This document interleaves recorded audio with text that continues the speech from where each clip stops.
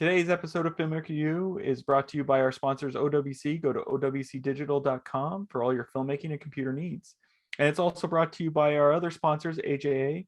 Make sure to check out aja.com so that you can see how they can help you in your post-production needs.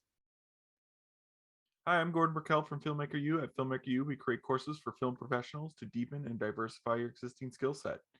You can learn more at filmmakeru.com or follow us on Twitter at filmmaker_u. Every week, I interview a film professional to learn and discuss their work. This week, I'm joined by editor Chad Galster, whose work includes Yellowstone, Mayor of Kingstown, and Those Who Wish Me Dead, among many other great shows. Welcome to the show, Chad. Thank you. Thanks for having me. I guess my first question is, you started out in documentary and reality. How do you think that's shaped your approach to editing now that you're working in fiction films? Yeah, it's fantastic training. I mean, look, I think every editor should cut a documentary or a reality show or several. I mean, they're really, really challenging and they're really, really fun. The benefit that you get from it actually is that, you know, whether an audience is able to articulate this or not, and they probably shouldn't be able to, but they are expecting in a reality show, for instance, the same dramatic arc that you would get out of a scripted show. They want to see people fall in love, get angry, get revenge. You know, they want to they want to see all of that stuff, and yet you are crafting it out of, you know, just hours and hours and hours and hours of material. So what it teaches you, certainly in my job, is how to distill down this massive footage into a clear story. And story clarity is just the only thing that matters, you know. So we put all of our attention and focus into that. So for years, I just learned how to do that and practice that and just making sure that the stories were being clearly told, and that we were helping shape those arcs for the characters. Because whether it's a reality show, a scripted drama, or what have you, the only thing that the audience is going to latch onto really are the people. And they want to be able to relate to what's happening with the characters. We call them characters in a reality show. They're both people, but we still call them characters. So then you translate that, right? Like working in a scripted environment. You know, maybe you have to, you know, maybe the script is kind of going off in directions, or, you know, that aren't helping the characters advance in the story. Your reality editors, just as a group, tend to be very, very flexible with what you do with the material. You know, everything is on the table. It's, you know, we're not beholden to a script ever. So when there is a script, it's great to have, but then we're also tend to be far less concerned about throwing it away if it's not working, and about taking the material that we have and shaping it into a story that works. And so I think that having been in both worlds is incredibly beneficial. And never mind that, like, some of my best relationships come from those years, and there's really, really smart people working really hard, and people love those shows. And so it's, you know, my career didn't start for my family until I started doing The Bachelor. Then it's, oh, you work on something that we watch. So I value that time, and then professionally, it's just it's such an incredibly great way to learn how to tell clear and concise stories. Is there like a technique or a trick that you learned there that you think every fiction editor should know? There's not like one specific trick, but I think that one of the things that you learn is to just you're never able to lie to yourself about whether a story is being clearly told or not. And I think that you can get caught up in wanting something to work, you know, especially in a scripted show where it's been written. There's a roadmap, and the roadmap tells you this should work. This should get you from the beginning of the story to this part, and then to the end, and it should be satisfying. Well, if it's not, what do? You have to look for unexpected or unconventional ways of taking that footage and shaping it into a story that does work. And it might mean repurposing things in a way that they were never intended to be. You know, you look before the slate, after the slate, are there looks, are there glances that someone gave? So every frame of material is potentially a shot that you could use, and you don't always just think of it in the way that it was intended. So that flexibility is important, no matter what, you know, what story medium you're working in.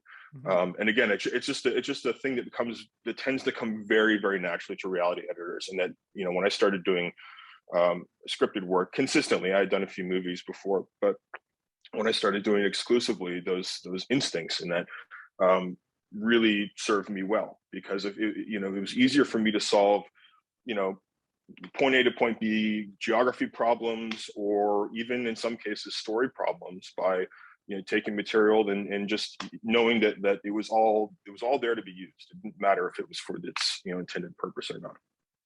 Now, you also come from a classical music background. Hmm. How does that influence you as an editor? Well, I think it influences in ways that I'm probably not entirely aware of. I spent the first good half of my life as a classical musician, just from a kid playing piano, and then it was band, and then it was I did this brass percussion group that competed across the country. So music has just been part of my DNA, as it were.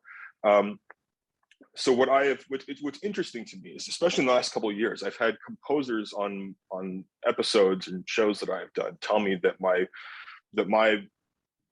work tends to have like a visual, like a rhythm to it that makes it very easy to compose music to.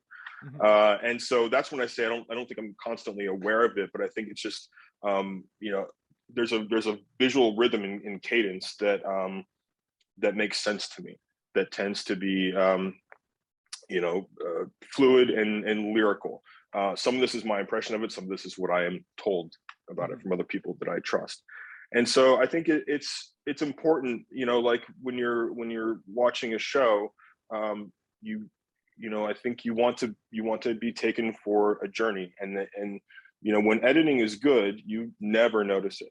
But when it's bad, you do. And you might not be able to say, well, the editing is bad, but there's just something that feels uncomfortable or off about it, that you may not be able to put your finger on. And so I think what being a musician has done for me is that I just tend to, you know, cut things in a way that people could just lose themselves in, and that feel like they make sense, and that there's a rhythm to that. Mhm.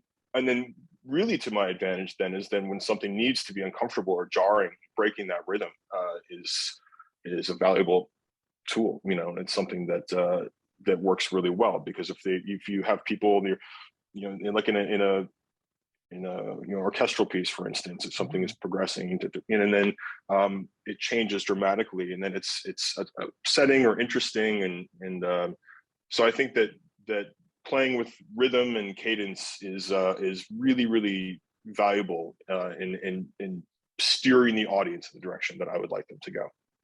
Yeah, you've worked with Taylor Sheridan for quite a while now. Yeah, yeah. Um, and I'm always fascinated by those relationships where it's like a director or creator is always trying to work with the same people. So how did that relationship form? And then, Hmm. you know, how do you suggest young people who are watching foster those types of relationships? Yeah, I mean, my relationship with Taylor started in the most random way that you could imagine. I mean, I work with Taylor, and it's true. I've worked exclusively for him since season one of Yellowstone, Mhm. so a number of years now. And I was introduced to him by a colleague of mine that I met on the Hills 15 years ago, an editor, reality Mhm. editor. We worked together on the Hills and later The Bachelor. And he just happened to be friends with Taylor. Goes back 20, 25 years with Taylor, way before he was, you know, a director Mhm. or a writer or anything. And during season one of Yellowstone, they needed some help, and so Taylor asked my friend, you know, do you know anyone? And he gave him my name, and then I met him, and we just hit it off as people. Mhm. And creatively, we did as well. Like, he makes exactly the kind of stuff that I like. You know, I love Sicario. I love Color Yeah, High Water. I was You gonna say, know, and Sicario so is a pretty phenomenal film. pretty phenomenal film. Yeah. And so we just hit it off in every way that you could, and it wasn't like any, you know, it was just we started working together then, and he liked what I was doing, and then very quickly, you know, I started um, functioning as like his finishing editor, in other words. So I would either Mhm. cut something, or if someone else did, I would work with him and do the final version of it. And then, you know, we just continued on that way, and we were very successful. And now it's gotten to where, you know, it's personal. Like, I know his family, like he knows mine. Yeah. We just built this relationship out of, I think, professional respect, and then realized that we also just enjoy engaging each other as people. So it's a coincidence of personality. It's a coincidence of like our creative interest. So as far as advising young people how to do that, it's tough to say, because you have to you either you vibe with people or you don't, you know, like you like the same things, or you at least understand how to help them create what they're trying to create, you know, bring their vision to life. I think that the easiest thing to advise, though, for young people is to take advantage of every professional situation that you're put into. You know, like, I didn't know when I was cutting the hills that I would meet a person who 15 years later would completely change my life. All I did was that, you know, that was the job that I had at the time, and I worked as hard as I could. I did the best that I can. I think it's easy to turn your nose up at things that you feel don't fit into what your professional arc is supposed to be. You know, when I came out of film school, I just wanted to work. And so the jobs that were available to me were jobs in documentary reality. And I gave them everything that I had. And I built relationships that turned out to be important. I didn't build them because I thought they would be important. I was just working with people. And so really, it's just, you never know where you're going to meet the person that will ultimately help you get to where you would like to be. And so all you can do is, the only thing you can control really is your effort at everything that you do, in every job, whether it be a commercial or, you know, corporate wedding video, whatever it is. Give it your all, because you never know when, you know, 10 years from now, someone's going to remember the effort that you gave on that, and you might find the next thing from them. So, you know, that's the easy one. Just do your best at everything, and don't, you know, nothing is beneath you when you're working professionally, nothing. And then that work ethic will serve you well. I just believe that very strongly. You know, one of the things that, you know, when I look at his work, it really fascinates me that it's, and maybe I'm wrong with this, but it always feels like he's exploring the gray areas of life. Like, when I look at Sicario, it's like, how far are you willing to go? Like, are you willing to be bad to do good? You know, or if I look at Yellowstone, it's all about, you know, like protecting the family, even though, you know, you're taking advantage of the economic system. But a lot of that gray area is, when it comes to editing and storytelling, is about like a fine balance, because you can't just, you know, throw them into a scene and be like, oh, they're bad now and they're good. How do you approach, you know, these shows and movies and stuff to show that sort of you know, nice balance of, you know, I don't even know where I'm going with this question, but I think I do. I think, like, look, there's Taylor. First of all, I think the simplest answer is that it's written in, and it's not accidental. It's Taylor is fond of saying through the words of his characters that there is no such thing as right or wrong. You know, what that means to me is that people act in their self-interest most of the time, and or the you know, self-interest being them, their families, their property, their ranch, what have you. And so it's difficult to fault the characters in his stories for some of the outrageous things that they do, because their reasoning makes sense. Like, oh, this is going to protect this land that has been in their family for generations, or it's going to, you know, you might have to kill someone to save a family member, what have you. What I love about Taylor's work is that it is, you see in it what you want to see. I think there are folks that would probably like to think that they understand his politics, because you can view Yellowstone through a certain lens that tells you one thing. You could view it through another lens that tells you something very different. I know him well at this point, and I wouldn't pretend to know his politics, nor would I ever, you know, care to share it if I thought I did. But it's just interesting. You can find what you want to find in his stories, and then if you're looking for a little bit more, you can find the other side, and experience someone else's perspective in his work. he tends to talk about things that are polarizing, but in a way that isn't polarizing, in a way that invites everybody into the conversation. And that's just the brilliance of his writing. That's what that is.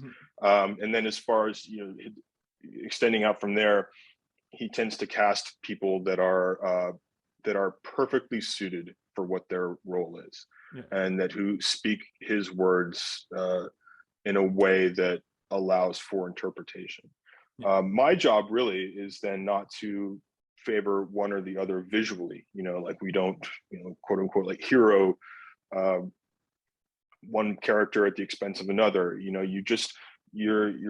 You're giving equal weight visually to both sides of the story, and not making one seem right or wrong, because there are ways to do that visually. If someone's always, flat or poorly lit or whatever, there are a lot of ways to do it, to favor one side in subtle ways, one side of the story, and we just don't do that. We tend to give everyone their fair shake of being the hero. It's so fascinating that you say like people try to guess his politics, because I literally I never really even thought about his politics. I was always thinking like these characters are like everyone, they're troubled people in a sense, like we're all flawed. So I find it very fascinating that people are trying to guess his politics. I think because of the things that he writes about, people would like to believe that they know his politics. And again, I wouldn't say that I do. Like, I know how he feels about certain things, but he does not care for others to tell him how to think. I can tell you that for sure. He's said that before. And I think because of that, I don't think his shows are telling you how to think. I think that they are presenting arguments that have two legitimate sides. And that's the way life works. I mean, even our most polarizing issues in America have two sides that if you dig into them just a little bit, have legitimate arguments to be made on both sides. And one of the weapons that people use is to completely delegitimize the opposing argument, to make it seem like someone has to be stupid to feel that way, or have to be ill-informed, because engaging in the argument on its merits is far more difficult and frightening, because then it can make you challenge some of your own beliefs, right? So getting a little esoteric, but like that's I think what is interesting about his work is that it invites you into the conversation. It does not present one clear winner, because again, there's no such thing as right and wrong, not in that world, or in our world, I guess. In our world, I think that's exactly right. I mean, there's certain things that are right and wrong. Don't kill me. Don't do it. Don't kill me. But there are fewer absolute rights and wrongs than we would like to believe, and it's hard work to get into the understanding of someone else's opinion, and how they don't just have to be wrong, they're just different. People are different. There's how many billions of people in the world, so it's really hard to get people to agree, and it's really hard to come up with universal truths for how we're supposed to live our lives. And in Yellowstone, 1883, those we don't pretend to present those truths. We present the problems and then watch people struggle with them. And I think that's why Yellowstone's having a bit of a moment culturally, where people have found it, and a lot of it, I think, as a result of the pandemic. People just found their way to it and are drawn into it. And my personal belief is it's for that reason. It's just it feels fresh in that way, because of its the different ways that it can be interpreted, and how people can root for what they want to root for, and also be exposed to perhaps some things that they weren't thinking about, or that are outside of what their opinions are, in a way that is not threatening, in a way that just is. It just presents the differences between people. Now, when you got called for 1883, it's a Western, and are you a fan of Westerns? And when you get into like genre specific things, do you start to look at like, these are the tropes, we got to stay away from those, or these are the traditional story structures that we should approach? Or how do you like to approach that? I'm a fan of, look, I loved Unforgiven. I love Tombstone. I love a lot of those movies. I'm a fan of Western. Great. Like, it is. Stars one of our our incredible actors from Mhm. 1883 as well. I'm a fan of good storytelling, and I don't think that the genre matters. It doesn't matter to me. I was really, when I read the season of 1883, I was excited about it because it felt, it was first and foremost an incredible story about characters that are going through things that I could Mhm. relate to. And that's the only way to, whether genre is, no matter what it is, if you have good characters and you're talking about things that people can relate to, that will draw people into your story. So it doesn't matter that it's a Western. It's Yeah. about parents. It's about people trying to find their way to escape, a horrible life in another country. I can understand, or at least imagine that and what that's like. Mhm. I mean, look, one of the most popular Broadway musicals the last several decades is Hamilton. Like, no one thought that that was going to be a topic that they were interested Mhm.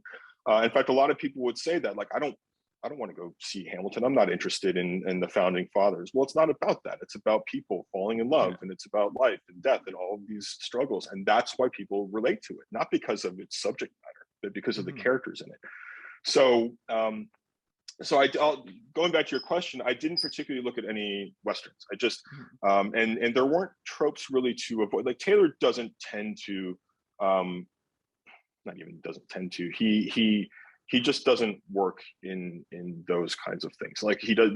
There's like one in episode 2. There's one just stone cold solid homage to a western, one shot that sort of makes us laugh, but that we like, And but other than that, there are very few things that I think are stereotypical of westerns, or they weren't consciously avoiding what is stereotypical of westerns. Mhm. We were just presenting the story in a way that was interesting to us. And so, because that's the philosophy, that's his philosophy, it doesn't really require, a conscious, either, like, it doesn't require a conscious acknowledgement of the history of filmmaking to enjoy the story.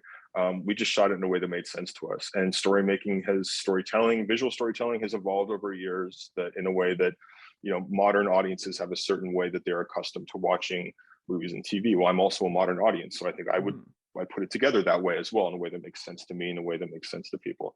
But no, we didn't. The genre was not really important. It was vital to the story because it's a story that was being told, but it wasn't anything that we weren't trying to make, redefine the Western or anything like that. We were Mhm. just trying to tell the story about these people going through, these set of circumstances. Was there a particular scene in this season that you found difficult to edit, but you're really proud of the outcome of it? Yeah. Gosh, there's one that has not aired yet, so I Oh, won't talk about okay. that one. Of the stuff that has been on the air, the ending of episode 2 was very, very difficult. Um, a bit of a spoiler alert if someone hasn't watched it, but there's Mhm. a character that dies, and it's tough emotionally. Like, when you see what these people that lived at that time went through, Yeah. um, it's impossible to fathom what was like normal day-to-day life for them. Yeah. And you think about how often people lost children, and it was sort of commonplace, at least far more so than it is today. And so depicting the real struggles in a way that is dramatic and cinematic is challenging. These are, because you can imagine, although these are fictionalized events, they're fictionalized versions of real things that happen to people. And so, um, when you have an actor that's giving, like the woman who plays Claire, at the end of episode 2, completely investing in the reality of just a tragedy that is hard for me to fathom. I feel that connection to her, and it's difficult to experience that. It's also like it's exactly what you want. I mean, like, it's there's, as an editor, I feel spoiled by what these folks are doing and the performances that Mhm. they're giving, because it just makes me look good, and it makes everybody look good. But the sequence is interesting. The sequence at the end of show 2 is interesting, dramatic, and horrifying. And it's just coming from an actor who invested in her, in the reality of that character. And a brutal yet that also, I think, beautiful moment. So I think, long story short, when you have tragic moments that feel very authentic and real, those are the most difficult things to put together, because you start imagining what that would be like to have gone through it yourself. And yet, I mean, and this show is full of those. But that is ultimately, again, getting back to why audiences relate to it. I think that's why they are hooked on this story. At least the people that I've talked to that have watched it, is because they just can see that they can see themselves in these characters in these situations. Wow. Now, I have one last question for you. We've Sure. been in this pandemic for quite a while. Some people, depending on where their cities are stuck inside, is there a show or a movie you've discovered on streaming networks they should check out? No, and I'll tell you why. I weirdly was never busier in my life than during COVID. So when COVID first happened, I was finishing, well, not even finishing, we were working on Those Who Wish Me Dead, and we were in the visual effects stage. And then that got extended out farther and farther and farther as we had to, delay and figure out how we were all going to work. And then Yellowstone season 4 was happening. So I started overlapping. So everyone that does what I do for a living is in a union, and they track the hours that we work for, for healthcare reasons, all this kind of stuff.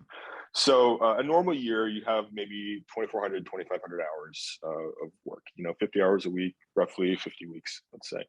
And in 2020, I had 4,800 hours of work. I just didn't do anything else. Yeah. And so I missed out on like the COVID discoveries, on the things that people are like, oh, this great show, like I'll get to it in a year or whenever I get to it. And that hasn't really changed. And it's, there are shows that I like. I've got 2 episodes into White Lotus. I think it's awesome, but I haven't found time to get to the last 4.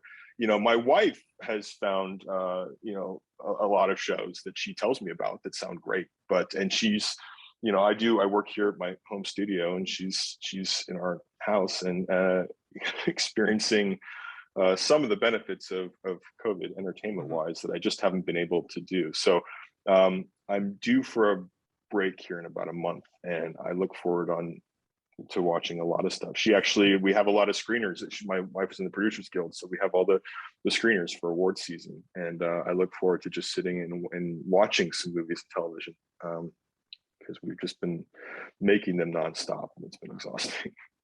So, well, thank you so much for letting me interview.